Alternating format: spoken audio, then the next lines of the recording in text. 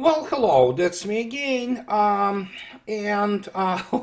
boy, probably many expect or anticipate from me to comment on what had happened yesterday, and I will.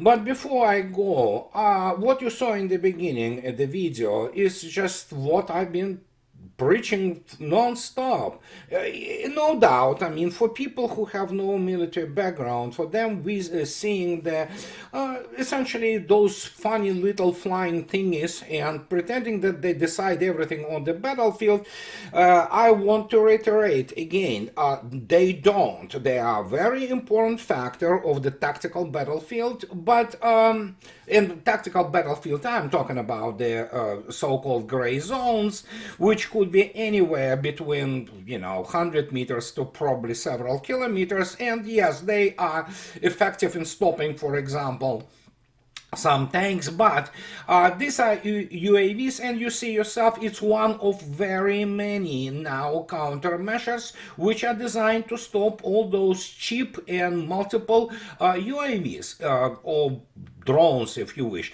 Real serious weapon systems such as the now famous Zala Lancet, they are not exactly drones. Well, they are drones, of course, by definition, but they are loitering munitions.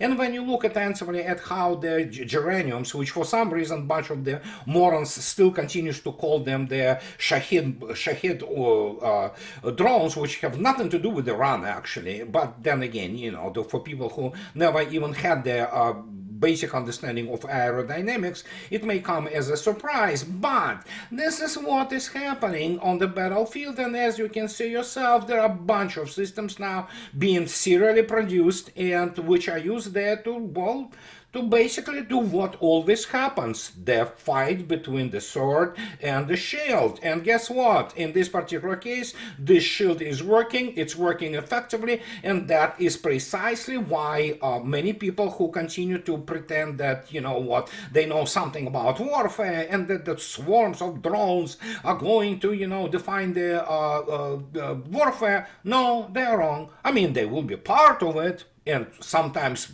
depending on the circumstances, very effective one, but reality is all classic sectors of the warfare, if you wish, or facets from armor warfare, let alone the air defense, which is critical in all of that, well, they are staying, they are not going anywhere. It's just that the nature of the tank and armor personnel carriers is already changing in terms of their defense. So, and that is why, for example, when people ask about, but what about really, I mean, how, important drones are in overall picture, here it is very interesting a screenshot of the guy. He was translated by, actually there is a Russian version of this interview.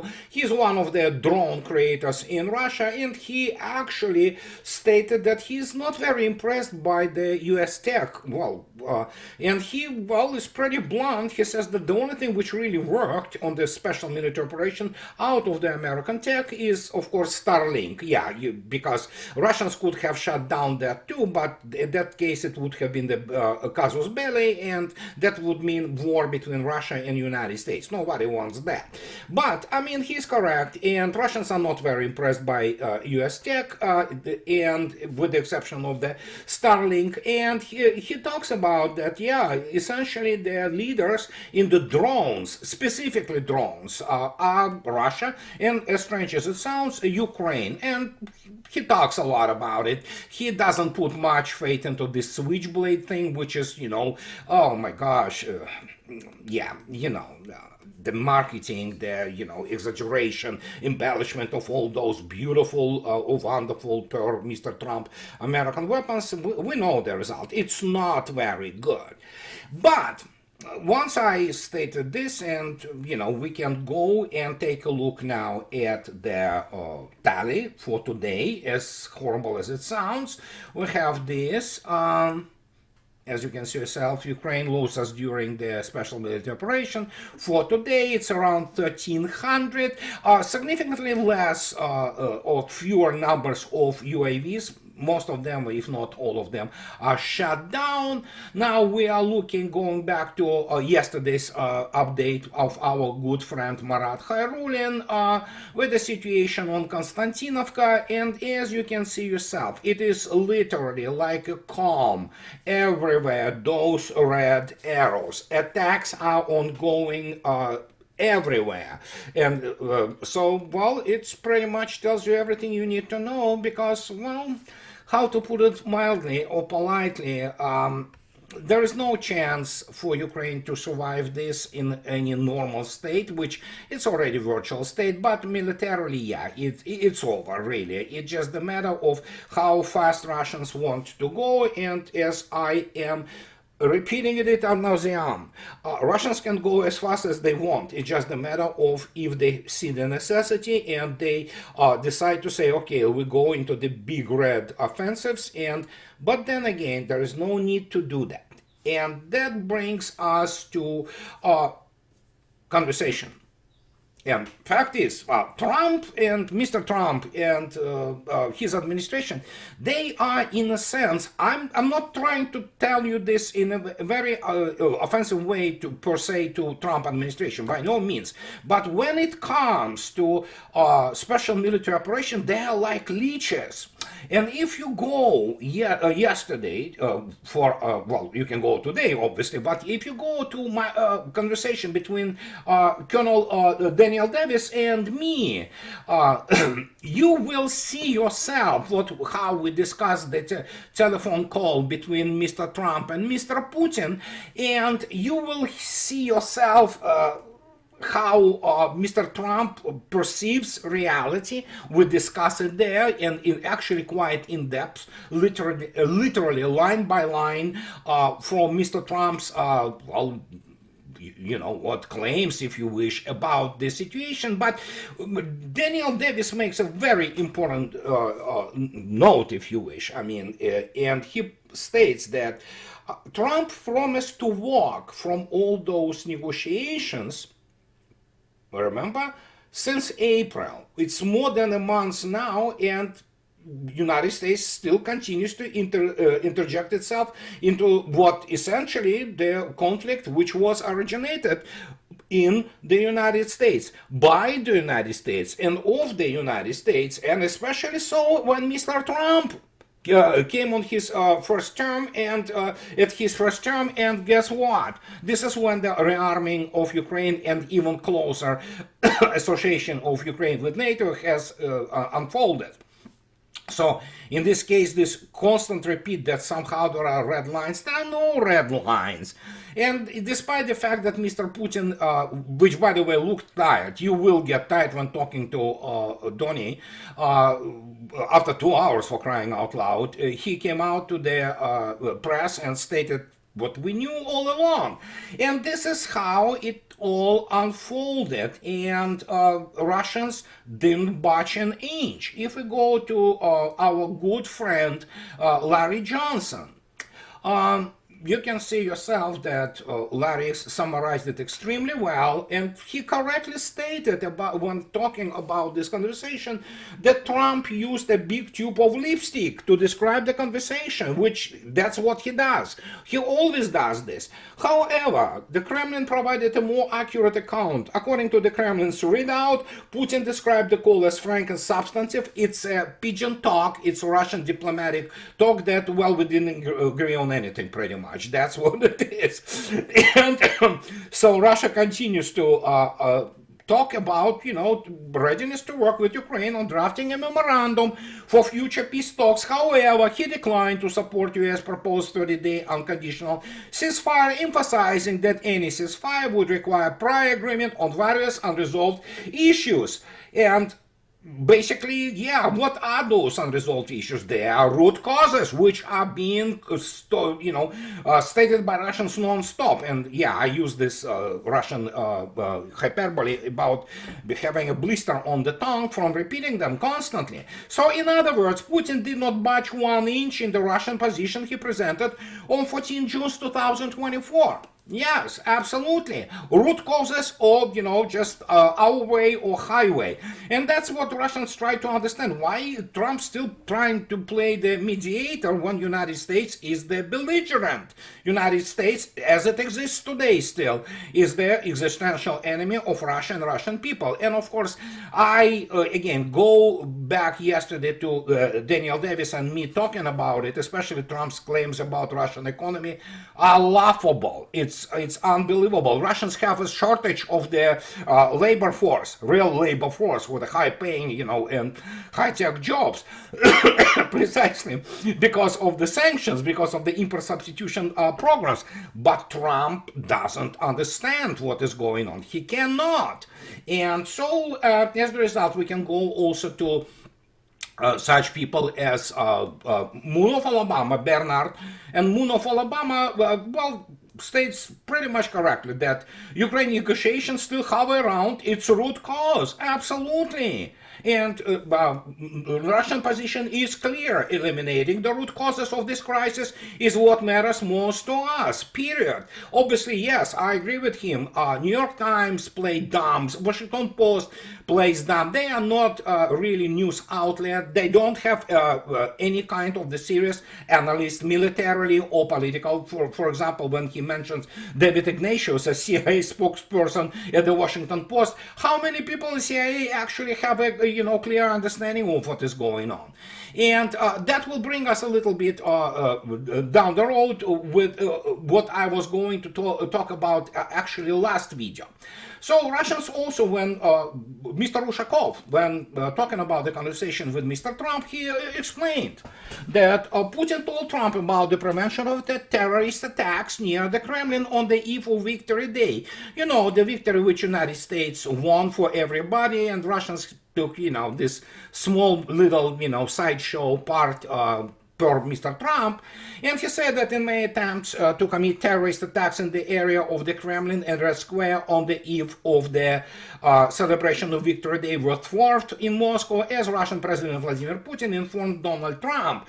So yeah, Mr. Ushakov, who is the aide of Russian president, also stated that, noted that at the same time Russia announced that when Russia announced a 3-day truce, after which on the night of May 7th, Ukraine fired 524 drones and Storm Shadow missiles on Russian territory, most of which were aimed at Moscow. Almost all of them were shot down. And so, yeah, when you look at this, Mr. Trump have to actually, snap himself into the reality. But their talk, which were, 2 hours, whatever they were talking about, I'm pretty sure they were talking about larger issues between the, modus vivendi, possible modus vivendi between the United States and Russia. The reaction of the European chihuahuas was absolutely predictable, and we cannot sit here and avoid going all over their reaction. This is a typical European reaction, and if you take a look at how it all started before the talk, and people say, oh, it's tabloid, they don't read it. No, British read this crap. They love it. They consume it in the, and there are no other, outlets than tabloids in United Kingdom. Anybody who thinks that there is a Financial Times or Economist or Times of London are not tabloids, I have a breach to sell you. It's a bunch of the nincompoops which push this propaganda from all those, think tanks in United Kingdom who are stuffed with the morons. And so here it is. Look at this. May 18th. Putin generals allied to him, as in reality Russia is losing to Ukraine. There you go. You see, so now we know that Russia is losing and Putin is completely isolated from the reality. And this is your classic Express.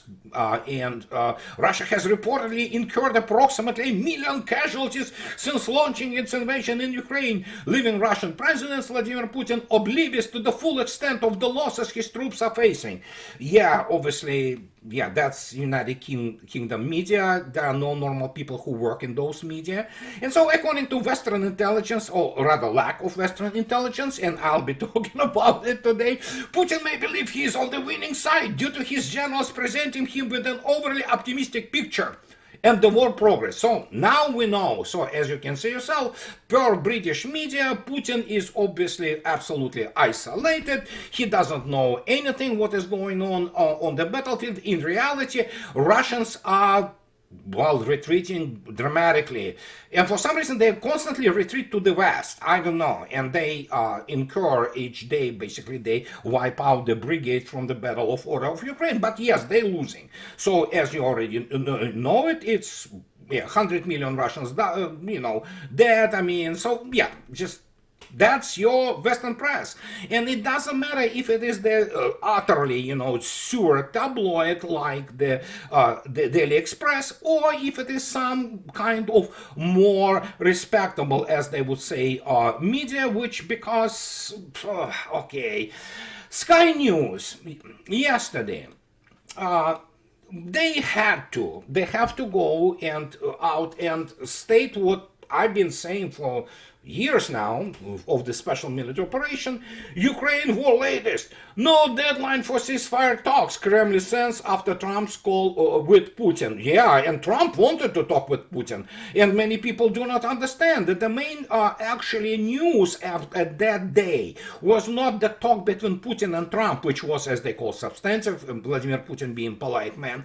But it's the fact that Mr. Peskov confirmed that there is no work on meeting between Trump and Putin, and it's not planned in the future. So how can you explain to people there's nothing to discuss with the United States other than the larger issues not related to Ukraine? But the Kremlin has shown no sign of speeding up ceasefire talks, with the spokesman saying there can be no deadline. It comes after Donald Trump said Moscow and Kyiv would start negotiations immediately after calls with both leaders. Yeah, sure. Well, it's Donald Trump. He uses hyperbole, embellishment, and exaggerations. That is his normal modus operandi.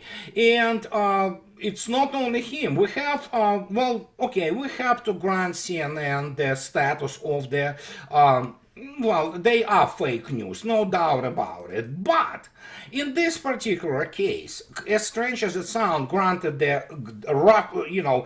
rabid anti-Trump and anti-MAGA nature of CNN, they got it right. Because Putin just showed Trump how little he needs him.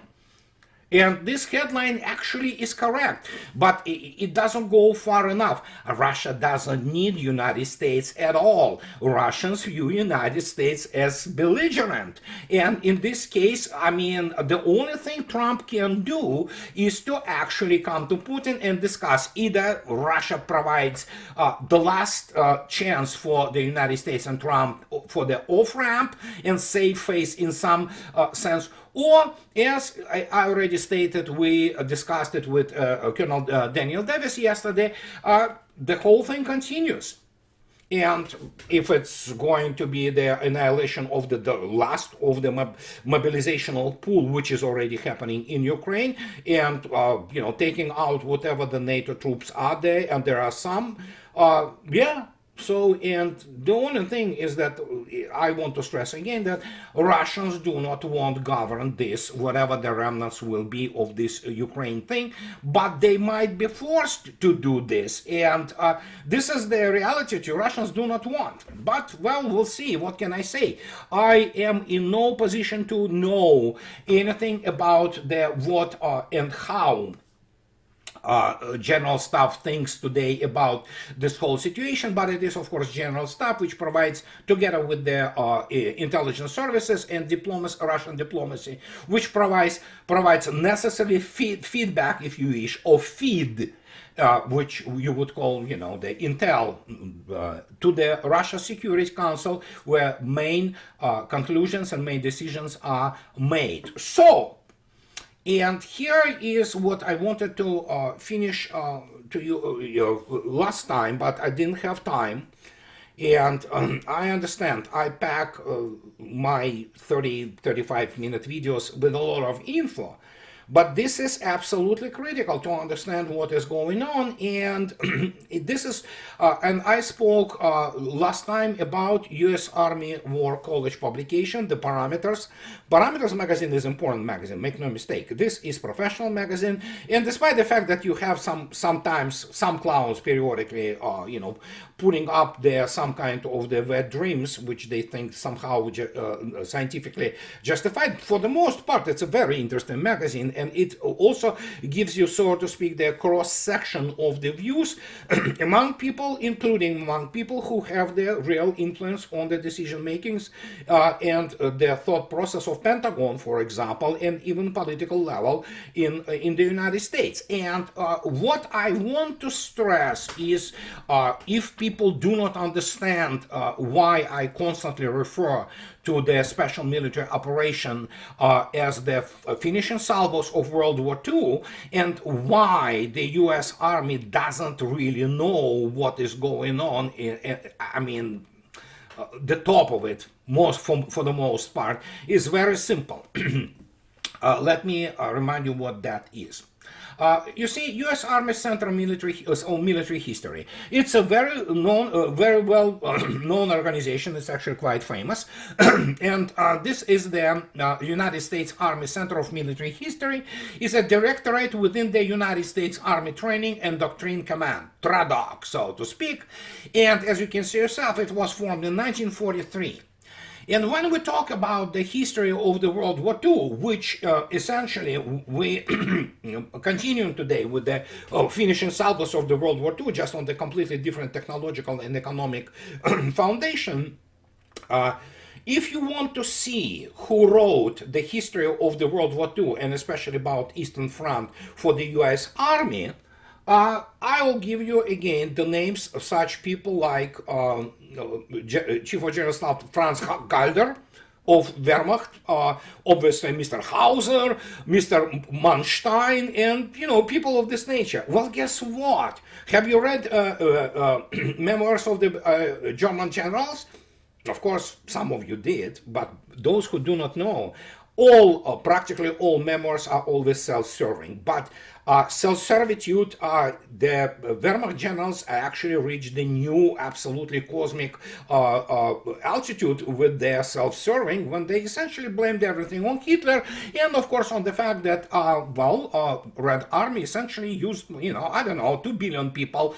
Obviously we know that Russians raped 150 million German women and things of this nature. They needed to cover up that they have been defeated by more competent and actually more tenacious and more technically better equipped enemy. But why did I bring this up? Because essentially Americans, U.S. Army views on the World War II, their data sets primarily picked up out of the buttholes of the German generals, and their famous Wehrmacht statistics, quote unquote, so it's a whole other story. And obviously from the works of such fiction writers as Solzhenitsyn and all kinds of the people of this nature. So, and they suddenly have no clue. When you have this thing written for you, and the only 2 officers of the U.S. Army who actually had enough tenacity, courage, integrity, officer honor, who stated as it is, that everything United States Army knows from the German sources about World War II were obviously Colonel David Glantz and Jonathan House, who wrote this, the book which blew out the whole narrative of the U.S. Army out of the water. Not only U.S. Army, basically all political top of the United States, and which today Mr. Trump continues to repeat, insulting people who actually did win the war.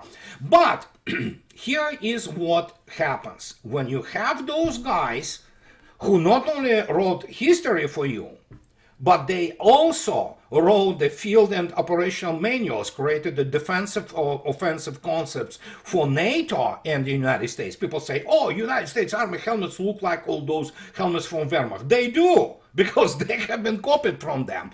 But the problem is, pardon my And the problem here is what many people began to notice already with the start of special military operation and in parameters last year. If you read attentively, especially last year, issues of parameters, you can trace already this painful coming to the recognizing of the reality. Pardon me. And what we have here is we have this article, which is extremely interesting.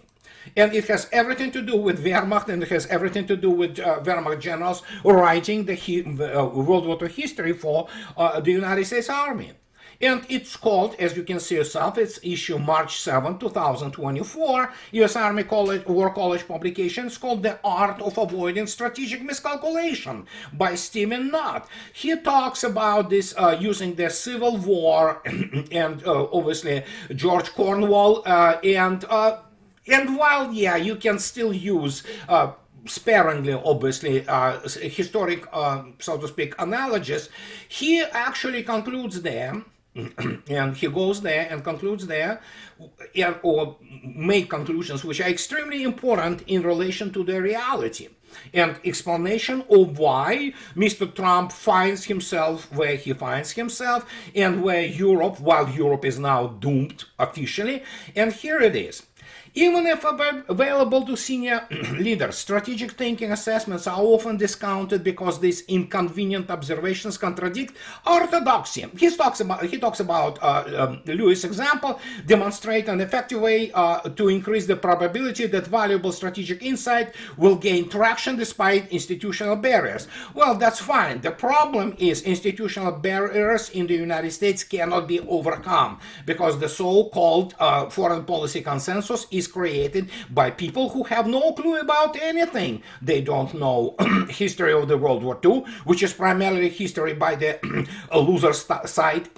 They don't know the history of the political life in Soviet Union and Russia. And as the result, you cannot avoid miscalculation. You create miscalculation of the scale of what Hitler did in 1941 when he stated we just have to kick the door and we'll fly off the hinges. And so these are the nincompoops who went and created this situation where Russians now, annihilate the remnants of the best NATO army they had. And so he correctly states the subject matter expertise alone is insufficient to be an effective strategic thinker. Absolutely, United States doesn't have strategic thinker on any upper middle to top level. They simply don't have it. And fact is, they most of the time they don't have subject matter expertise even from military people. If anybody tells me that Kellogg, Keane, Petraeus are serious generals, they are not. They are clowns with a lot of awards for what's sleeping in their own bed during the night. But the fact is, those guys will not be allowed to command a battalion in the Russian armed forces. But so here we are. Lewis, as he talks about, readily acknowledged as a leading authority in international law, certainly possessed the expertise to author recognition of the independence of the southern state of the North American Union. So yeah, and again, do not forget, this is 1861, 1865 we're talking about, when you had the almost linear tactics, you had the technology which by today's standards looks ancient, and so as the result, obviously the operational and strategic and tactical operational and strategic thought were absolutely unapplicable for today. But in terms of the fundamentals, he is correct. The resulting amalgam produces diversity of perspective, unfettered imagination, and rare strategic vision. So, and while he correctly states those things, I can tell you there is no strategic vision on part of the United States because there are no subject matter experts, especially when you look at the Pentagon their top brass, the guys, they have no clue about combined arms operations of this scale. They do not understand how it is supported, especially by the real economy of the state. And that is why Mr. Trump is in this situation. Well, he's groggy. He's the stare, he's 1,000, what is called the 1,000 mile stare. He is shell-shocked because he thought, that, oh my God, we're going to impose all those bone-crushing sanctions on Russia. Yeah, sure, go right ahead, see what's going to happen. But they already saw what's happened. And as the result, how to say it, the EU, well, this is Financial Times. It's also, how to say it, it's a tabloid. There are no normal people working in the British media at all. You can find probably 10-15% of the people with some degree of integrity and honor in US media. I'm not talking about alternative media. But in United Kingdom, I mean, there's human trash pretty much everywhere there. So, however, so we have this, that Financial Times, which is of course the London mouthpiece, quietly complains, EU quietly complains, Ukraine is all on us now. Trump has reportedly declined to support Brussels' pressure tactics against Russia following in conversation with Putin. Trump is stepping away. Really? Finally? Now we'll see when he does this actually, not just talking. A senior European diplomat said, as cited by the Financial Times on Tuesday, describing the impression the US president produced, supporting and financing Ukraine, putting pressure on Russia, that's all on us now. Well, good. I mean, if it were true, which I would applaud, I mean, sure, you have the impotent industrially and militarily, such as the clownish armed forces of United Kingdom. By the way, Daniel Davis correctly stated in this list of whom Trump actually informed about his negotiations with Vladimir Putin was essentially missing was Mr. Starmer. But then again, you look at the army of France, let alone Bundeswehr, they are a joke. So are their military industries, or for that matter, very many other industries which are dominated now with the products from China. So the fact that they can still produce overpriced and junky engineering, over-engineered crap like Mercedes or something like, whatever, Citroën, you wouldn't, oh gosh, I'm not gonna go there. And so that's about it. Remove, as I already stated, a couple of industries, and Europe is already on its way to the third world. If they think that they can provide serious military assistance to Ukraine, I have news for you guys. They can't. They can provide some, but for Russians it doesn't matter. And this is as the people correctly state today, is a fallout, if you wish, from this phone talk. But the most part of this day, yesterday actually, and I want to stress it, was not even the phone call. Russians know that they just gonna repeat it again and again until people really walk, until Washington walks and face the reality. But it's the fact that there is no meeting planned between Mr. Trump and Putin. There is nothing to discuss until the United States comes to its senses. Europe is irrelevant here. It's an object and nobody cares what they think. So we have this situation, and that brings us to this clown, Mr. Sebastian Gorka, who, remember, a few days ago stated that the meeting between Trump and Putin was imminent.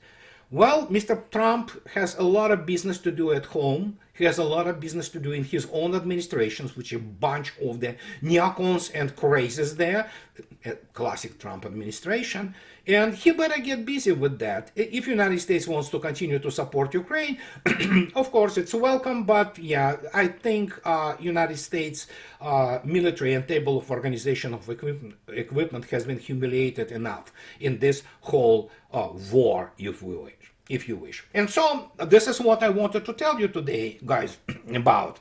And as always, in the end, I want to profoundly thank my wonderful patrons who keep me in this business. And as always, those who like what I do, please subscribe to my channel. And those who can afford, please support me on Patreon or buy me a coffee too. And I'll talk to you later, guys. Bye-bye.